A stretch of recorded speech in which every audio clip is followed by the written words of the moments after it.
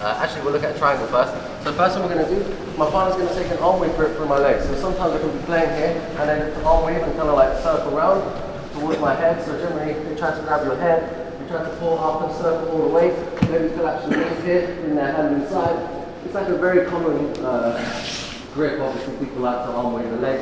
Also, like they feel like it makes it safe from butterfly sweeps and maybe me pulling myself in. So if he gets his arm wave, okay, I'm going to take my elbow on the inside of my knee, and obviously I will be trying to connect to my partner's legs, but we assume, so just make sure when, try to remind your partner as well, because obviously everyone spars differently, but try to keep your legs like really far back, so I don't have access to his legs with my hands or really with my legs. So when I just have my knee and elbow connection, here, when he starts to circle around, okay, I want to try to keep as much of a knee elbow connection as possible and frame on this side of my partner's body.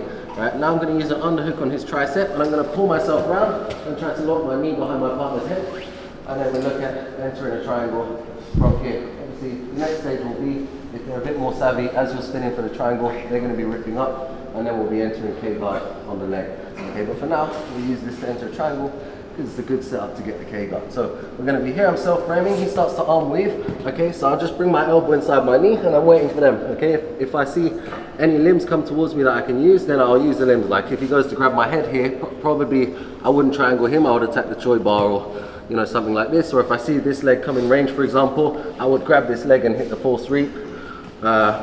Yeah, but let's assume now he's got his legs back and he's circling around. I keep my elbow inside and I go for a lap frame, okay? Now my right hand is going to go in the gap between my knee and his arm, okay? So you just like make sure, this is the only bit that people really get wrong when I teach this. Just make sure you shoot your hand between the bicep and your own leg, and I get this grip on his tricep.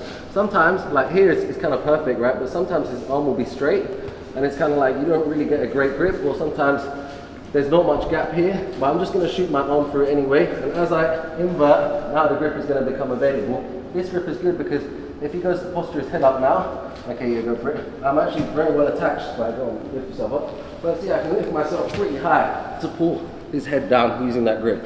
If you don't have this grip, probably he's just going to rip his arm out, and then you're going to lose that triangle and have to transition back to the K-guard position. Cool. Do you want to see it one more time? Right, cool. So, yeah, like this. Triangle. Okay, switch it up. Other side?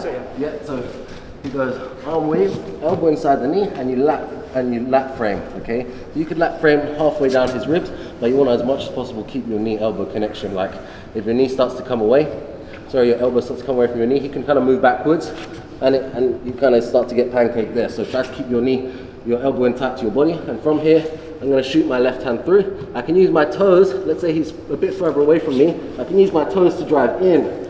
You see I push my hips in. As I invert, my goal is to get my left knee behind his head. So if he tries to posture here, I have good control over the top of his head. See here I'm just like, everything's over his head, nothing over the rest of his body, and I can spin all the way to a full triangle, and then let's finish a triangle how you normally would.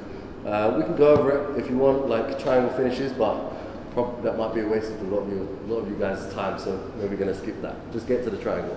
Alright, let's give it a go, guys. 1, 2, 3.